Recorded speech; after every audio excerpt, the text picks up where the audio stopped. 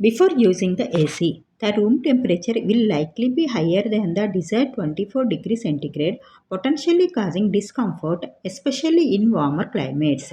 If the AC is already running at a lower temperature, it will be consuming more energy to maintain the lower temperature. If AC is off, it will consume no energy. The room may feel warm, humid, or stuffy, leading to potential discomfort and affecting productivity or sleep quality. The AC will work to cool the room temperature down to 24 degrees centigrade, providing a comfortable and consistent temperature. 24 degree is an often recommended as an energy efficient temperature, meaning the AC won't need to work as hard to maintain the desired temperature compared to lower settings.